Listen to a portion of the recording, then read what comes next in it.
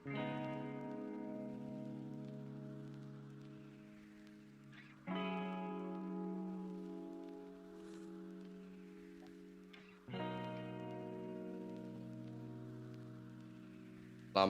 siang teman-teman sekalian. Hari ini kita ada keadaan podcast badminton week 4 Sports Edu, dan di sini saya Kaisar Muhammad dijoin oleh Kapten Klub PBC atau Vice Captain ya Dan. Kapten. Kapten PBC High School Indonesia, dan satu lagi ini orangnya gak ada di kamera kayaknya. Kenalkan dirinya. Ya, saya adalah salah satu tim administrator PBSHI, dan Kaisar boleh. Oke, sekarang kita bakal ngomongin tentang hal yang standar ya guys, karena gak terlalu in-depth juga kita pengetahuan sportnya ini, gak kayak badminton atau futsal atau football gitu. So first off, kita mulai dengan definisi. Menurut kalian apa itu badminton? Dani, silakan. Iya, jadi menurut gua badminton tuh adalah sebuah bidang olahraga yang melibatkan antara 2 atau lebih pemain, ya minimal 2 pemain. Di sport ini kita diperlukan sebuah raket dan sebuah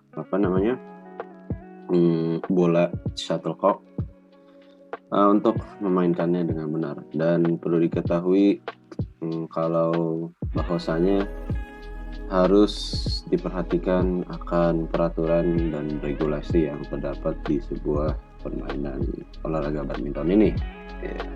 Siap. Okay. Thank you Dani. Bagaimana dengan Anda, Rasal? Kalau gue sih, ya kalau definisi ya paling olahraga apa sih definisinya kan paling itu kan doang kan. Jadi gue olahraga badminton. Jadi ya gue kira untuk definisinya gue setuju aja sama Dani. Tapi gue pengen ngomongin ya gerakan-gerakan yang standarnya dalam play badminton. Kayak misalnya untuk saat memukul koke kan ada, kita bisa pakai forehand, bisa pakai backhand bagian depan, melalui bagian depan tangan kita atau bagian belakang saat memukul bolanya arahnya. Ada juga kita serve dan smash untuk yang basicnya. Nah, gue bilang itu yang basic itu adalah hal standar yang kalau misalnya orang ingin mau belajar badminton atau baru tahu badminton, itu adalah hal-hal yang dia harus tahu dan pelajarin dulu gitu. Seperti podcast kita yang sebelumnya yang volleyball, menurut kalian apa itu the essential exercises buat menaikkan performa kita di dalam badminton? Bagaimana menurut kalian? Akan kalau Rasha duluan. Oke, kalau gue karena badminton juga lumayan lama ya, ada beberapa set kalau main. Jadi menurut gue endurance itu salah satu yang penting saat kita main badminton. Seperti olahraga lain juga yang menguras tenaga ya, karena lama juga, dan mainnya juga koordinasi kaki dan tangan juga main dua-duanya secara aktif. Jadi saya kira membutuhkan stamina yang banyak gitu untuk performa terbaik. Itu adalah salah satu aset paling penting jika ingin baik dalam badminton gitu. Ya, menurut saya sangat setuju. Gue setuju banget sama opininya Rachel mengenai physical conditioning dan endurance. Itu sangat penting dalam badminton. Dan untuk menurut saya skill sebagai pemain-pemain yang pemula, menurut gue dibutuhkannya sebuah skill set yang basic. Tadi forehand, backhand, service, netting, mengetahui peraturan dan regulasi yang terdapat di badminton, dan tidak hanya itu, tapi diperlukannya juga latihan yang konsisten dalam badminton, karena untuk mencapai skill set yang ingin dicapai dibutuhkan latihan yang konsisten. Ya. Siap. Selain yang kalian udah katakan, yang Macal katakan ada physical conditioning atau buat endurance, dan Dani juga bilang harus teknik basicnya harus dapat dulu. Selain itu juga menurut gua kita harus banyak ngelatih otot kita juga sih, because badminton tuh sport yang banyak lompat, banyak lari sana sini gitu loh, harus nyari posisi untuk return shuttlecocknya, dan raketnya sendiri dipegang oleh tangan kita, dan most of the action yang kita lakukan di badminton tuh dari pergelangan tangan, dari forearm gitu. Jadi a lot of weights bisa dipakai untuk training kayak gitu, buat build up the strength for better strikes gitu. Selanjutnya kita ngomongin tentang the 4 areas in a badminton court, dan each like teknik yang menurut kalian penting di dalam area itu. Misalnya ada 3, ada front court, mid court, sama rear court kan, dan menurut kalian di front court tuh paling penting apa? Ya, menurut gue di front court yang paling penting itu adalah netting, service, sama terutama kalau misalnya memulai awal permainannya itu service. Menurut gue yang paling penting itu ya service, netting, sama satu lagi kill shot. Jadi dimana netting ini sangat penting, dimana misalkan musuh kita melakukan kesalahan di netting, yaitu bola terlalu lambung, dan itu adalah kesempatan emas bagi kita untuk melakukan kill shot, dimana itu disebutkan dengan free point kill shot. Jadi yang menurut saya di front court itu ada 3 tadi, service, netting, dan kill shot tersebut ya. Untuk Rachel kayaknya gue pindahin ke mid court ya. Kalau di mid court menurut lu kita harus jagonya ngapain Sal? Karena gue nggak terlalu literate ya di kayak Dani gitu kan. Dani kan kalau badminton tahu nama-nama gerakannya. Kalau menurut gue karena gue juga suka main badminton walaupun gue nggak tahu secara detail gerakannya. Menurut gue kalau di mid court lu harus reaction lu harus cepat, karena the ball can go forward, can go behind your back, can go to the right and left. Jadi lu harus benar-benar seize control of the situation, atau enggak kalau misalnya you to carried out ke satu tempat, nanti bolanya ke sana lu nggak bisa nangkep, vice versa. Jadi menurut gua kalau di tengah tuh lu harus lebih with that position lu harus lebih keen terhadap posisi bolanya dan posisi lu sendiri gitu sih. Dan terakhir rear court.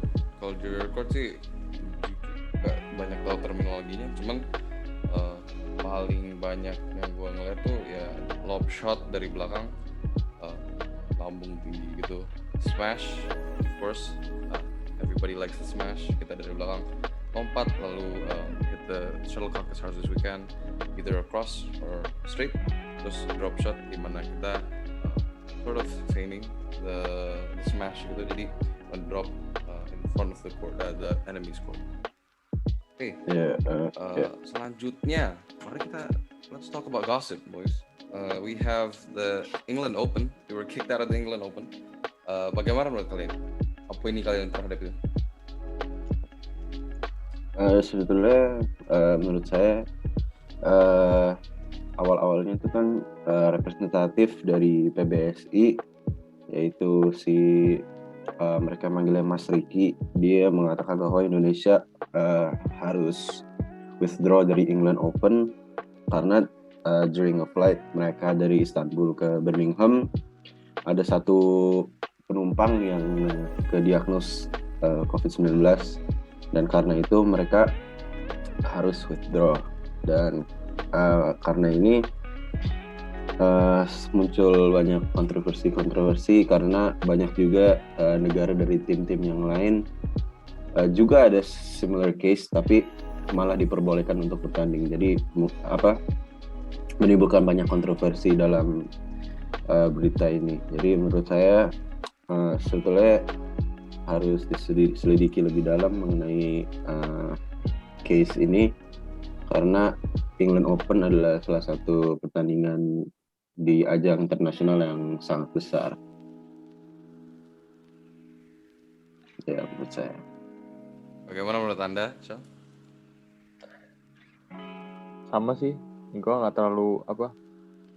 terlalu banyak yang harus di-add, jujur aja, karena apa yang Dani bilang udah cover semuanya. Kan kita juga nggak bisa nge-zoom kan what really happen, kan kita juga nggak tahu apa yang sebenarnya terjadi gitu kan. Jadi kayak menurut gue ya gue setuju ya sama apa yang Dani bilang. Gue nggak bisa kasih kayak straightforward fact about it karena nggak ada gitu. Nah, mesti jujur, because like I heard about it the last week gitu. Tiba-tiba diusir gitu dari England Open. Gue nggak tahu kenapa, tapi diusir kan. Ya, initial reaction gue heran gitu loh. Kan Indonesia one of the premier nations in badminton ya. Terus kita diusir dari a very big international competition, dan ya without me knowing gitu, gue marah gitu. Jadi gue langsung cari beritanya, dan ternyata kita suspect gitu COVID. Ya udah, let's have one more topic, terus habis itu kita selesaiin podcastnya, karena kayaknya semuanya ngantuk ya. Ini emang jam rawan tidur udah sore habis. Iya, dan saya juga lagi puasa ini. Iya, semua Kaiser mah nggak puasa. Gue lagi dapet, Sal. Oke, terakhir. Apaan terakhir ya? Oh, favorite player. Nah, itu. Bagaimana menurut kalian? Favorite player, dan gue tahu lu punya banyak tuh.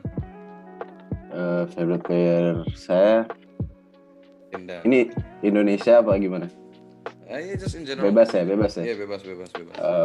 Player saya, kalau yang sekarang lagi main, saya lebih ke permainan singles, jadi saya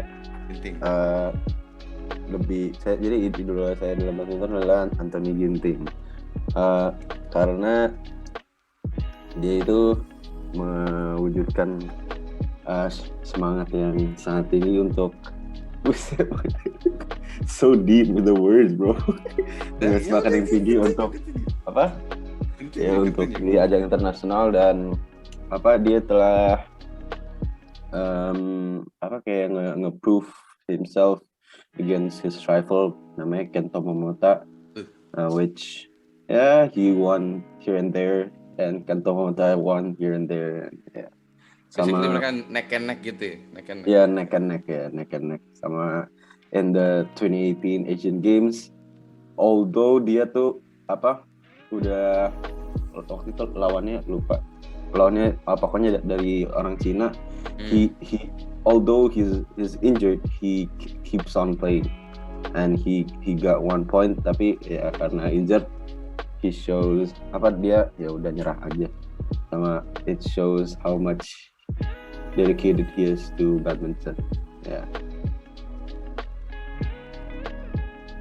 Anda rasa? Gue sama sih.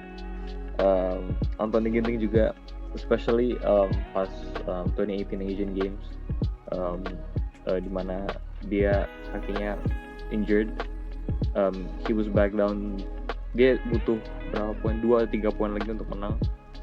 Dan sebenarnya panitia-panitianya udah mulai datengin dia kan, udah mulai kayak ya biasalah kalau misalnya ada player injured kan bisa didatengin, ditanya gimana mau lanjut atau enggak, tapi dia nggak menyerah dan keeps on going. Ya walaupun dia akhirnya nggak menang, tapi dari situ itu cukup untuk nunjukin bahwa dia tuh he's something gitu. Nice. He's something, bro. Gila. Okay. Thank you for the very deep last talk about Anthony Ginting ya guys. And with that, gua close podcastnya. Assalamualaikum Lu warahmatullahi siapa wabarakatuh. kayak favorite player-nya? Maximus Philip. Hey man, I was trying to slip out of this, bro. Tapi ya gue gimana ya?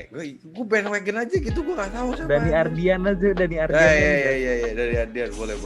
Gue look up to him banget karena katanya dia udah lebih jago daripada kakaknya kan. Jadi gue kayak wah gila, gue harus bisa kayak dia gitu. Dan ini kan smashnya sangat keras gitu, wah. Gue mengidolakan sekali emang. Sudah, mari kita selesaikan podcast ini. Terima kasih telah mendengarkan. Assalamualaikum warahmatullahi wabarakatuh. Waalaikumsalam warahmatullahi wabarakatuh. Thank you. Teng.